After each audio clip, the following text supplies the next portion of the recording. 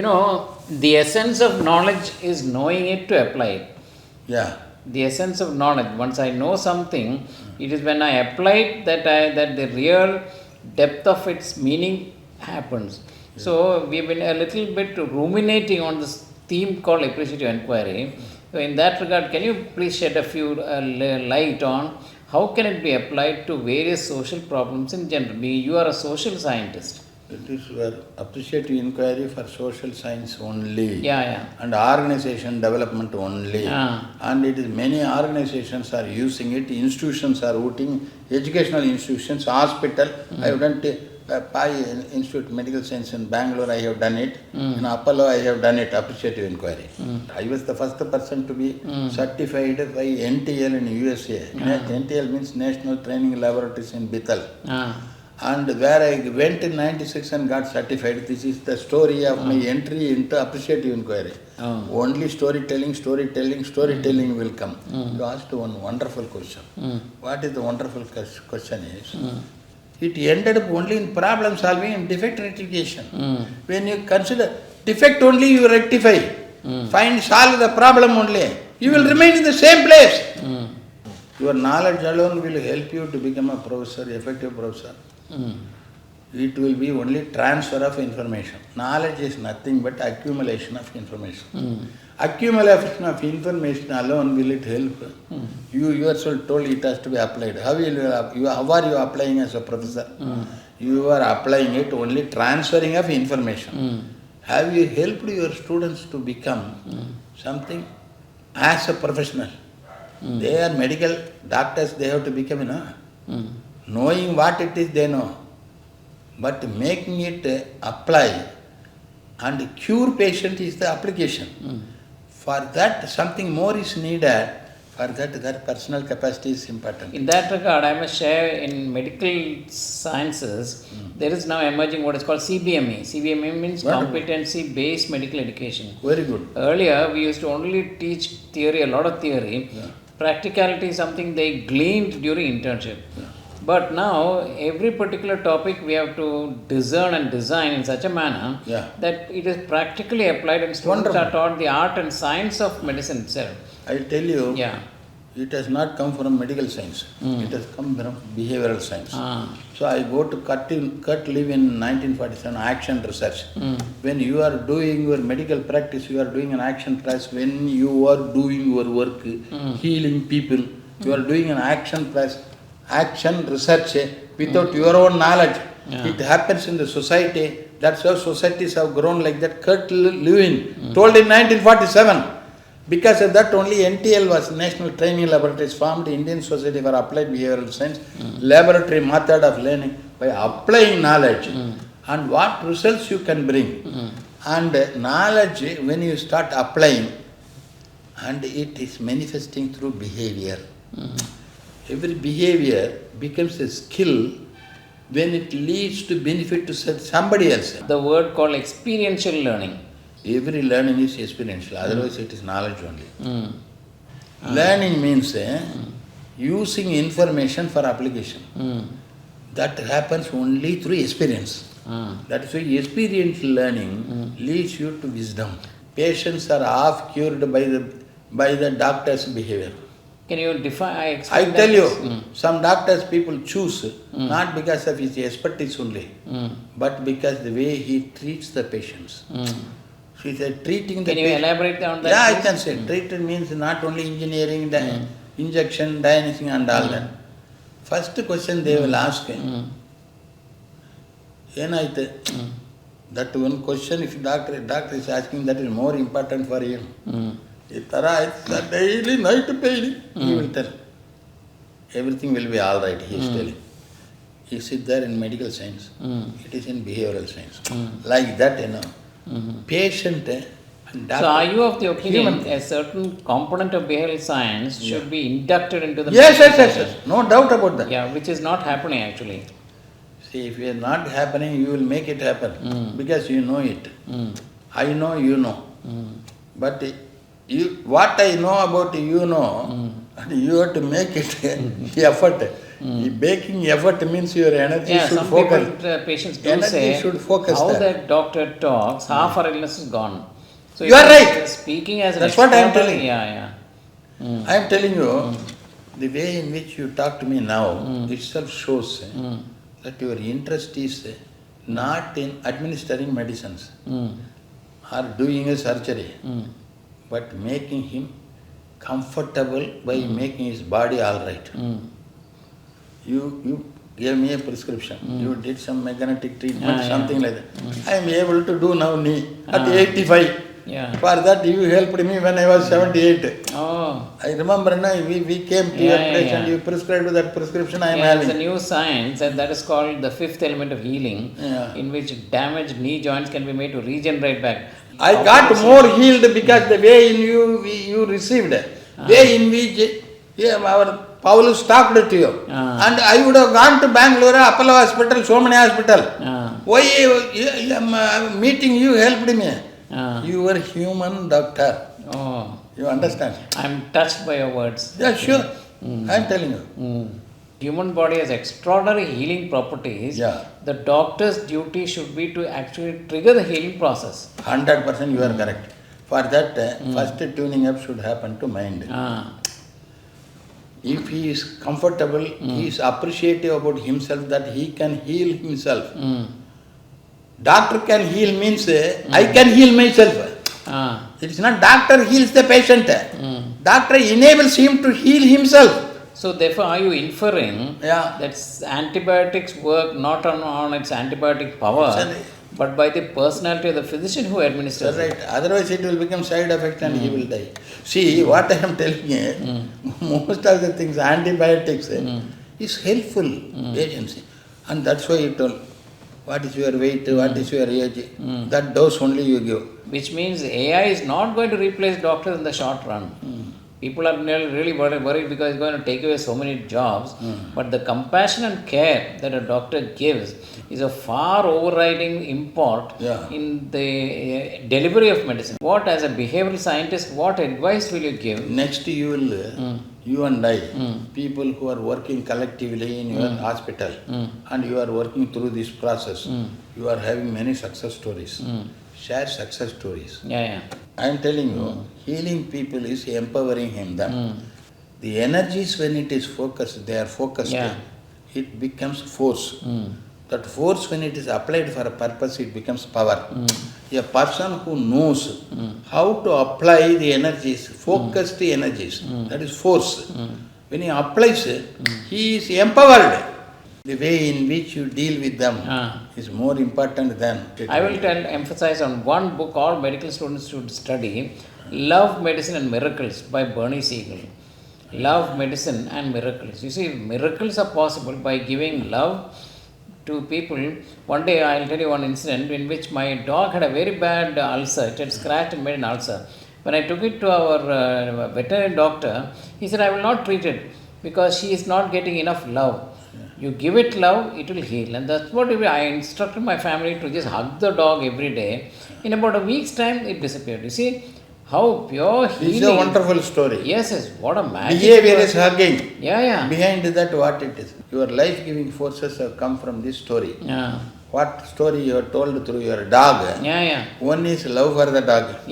Second is your ability to listen to somebody else who is called as veterinary doctor. Your ability to listen and also your effort to, if you are using more and more of it, what kind of future you can create for your medical students and your medical institution. But that era is slowly fading away. No, that era is emerging according to appreciative inquiry. Very good. And it's positively oriented to overcome the challenges, to overcome certain difficulties. It is not solving the difficulties. I am telling you, Appreciative Inquiry believes everyone has everything in their unconscious. It is brought out through the experiential stories shared in partnerships. Because in partnerships of sharing only societies have been formed. How your caste has been formed? Through conversations. We are close to each other in spite of many things, not because of a few things. But we know how to relate with each other in spite of barriers is through appreciative inquiry. Because everyone cannot become brilliant because they have to take efforts. Otherwise, knowledge becomes wisdom in application. Thereafter, they become brilliant in extraordinarily contribution something. Extraordinary contribution, without that they cannot become And that is why creating a future. If you have to create that future, what are the innovative things you can do? In your college, what you can do? In yourself, what you can do? And like that, when it is worked, TVS Motor Company had become very successful company in my consulting thing. Indeed. And it is not only just an organization, it has become an institution. Organization and institution means institution is value-based. Institution means educational institutions. But organizations are institutions. But TVS, Tatas are all institutions according to me. Because they are with national value and practicing values. Can we make an aphorism on what you just now highlighted? I am saying very clearly to the newer and emerging generations, no pain, no gain. Through the thorns to the stars. You have to work very hard to go to the next level. One thing is... You are the captain of your ship, you are the master of your destiny. See, what appreciative inquiry says is, nothing is your pain. Everything is your joy. Because you found you have that capacity. Pain is suffering. Joy is celebrating. And you found, I have lost here. And next time I am making effort. How I have lost it, you are analyzing and finding a path. That joy is source of appreciative inquiry. I am telling you, TVS chairman, Venu, has become vice chairman of Tata's. Chairman Chandrasekhar, he is a non-Zoroastrian, non-Tata. How he became chairman? Tatas are not a laughing mouth to choose them. But something they demonstrated in TVS Motor Company that they saw. And he left everything to his son and daughter and all that whomsoever had. And he went there as vice chairman of Tata's. That shows and now you know Tata has gone. Before going, he handed over power to Venu Srinivasan. TVS said. So TVS is an institution, Tata is an institution. Birla to some extent. Small petty shop fellow also practices values. You can have many petty shop fellows. 1 rupee he will not tell more. And he will give the right thing only to sorry, time expiry. That is integrity. Not only integrity, it is his professionalism and it is value-based practice. He himself, that shop is an institution. It's not simply an organization or a shop. Suresh Srivastava was an Indian. And he took one American as his student for doctoral research. He asked a different question. Not a problem-solving question. If problem is not there, how it is not there, like that you identify. Then what is the strength of that organization? Bring a report, I will give you PhD. An Indian professor told in Case Western University of Cleveland. And I have met him and I have talked to him. And the first training whomsoever given, the second training also gave. For example, Jane Watkins, Bernard Maher, Kathy Royal, and David Cooper Ryder. I have attended that program. I was the first to bring appreciative inquiry to India in 96. But theory evolved from 1975-80. Constructionist theory, whenever it came, social constructionism. Social systems are constructed. Constructionism, it is positively directed and self-directed efforts. It is not others' effort only. It is self-directed effort of individual role holder. Role means two things, sir. Simply I am telling you. This is behavioral science fundamental, I am telling you in two things. Your role means there are 5 important roles in organization, in life and all that. The first and foremost role is time role. Within what time you are doing the job. Nowadays speed has become very important. Speed and accuracy, these two things are very important. So your time role, that is why syllabus, public examination.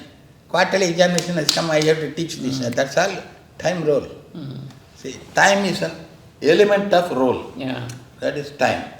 Then space, where you have to take the subject, where you have to tell them something else, advice to the students, how you have to make them to play and become cricket champions and get honor for India.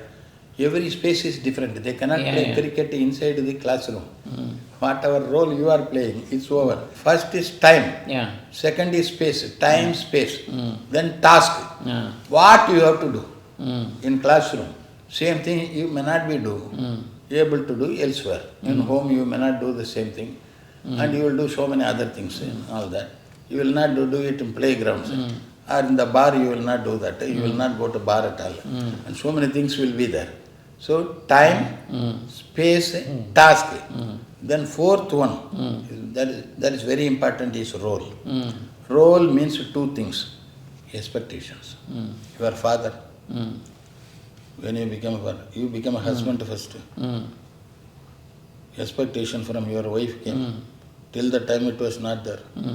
Your expectation from your wife came. And before that your son role, your father role, father's expectation of you, your expectation of father, and your wife's expectation, you came, child is born.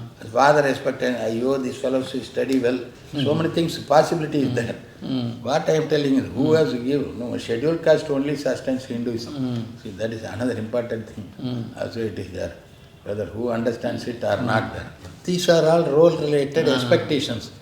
One more fundamental question in appreciative inquiry is, in the role, what do you expect yourself as a professor? Have you ever asked that question, thought about it? And how long you have invested your time there? See, that only decides ultimately your empowerment, power as a person. And that only add power through your role to the organization. Basic things I am talking. This is role. And now I have told. And last one is sentience boundary. What is sentience boundary? Sentience boundary, feeling boundary. Feeling boundary continues. So I retired from a bank. Still people call our Guru Garu. Still it is continuing. Okay, I married from so and so. New sentience, new affection has come. My father-in-law like first Chandila. Affection comes, sentience boundary. And my father-in-law has died. My brother-in-law continues. My father-in-law, when he died, my father-in-law died. Because newly came relationship. But sentience is there in your sufferings, feelings. That is the fifth one. You have to build. My professor, like that all your students will talk for the next 50 years in their career. Yeah, just like we adore our teachers who taught us selflessly. They are great, wonderful people. That is sentience boundary. Have you done something for sentience boundary? As professor, that matters. Then institution also will develop. Whichever institution you are there. AJ institutions. And whatever products they are coming, they will bring lot of laurels for your institution. For that, some story processes are there. First and foremost is define what to do, and then share your stories. Then see the future expectations, create the future picture. First one, find the ways of innovation, innovative ways of taking it through and implement them. Like that, it's called 5 Ds. Very good. So it's been a vast, expansive evening we have had, touching upon a variety of topics. Thank you so much, sir, for your sharing of your wealth of ideas.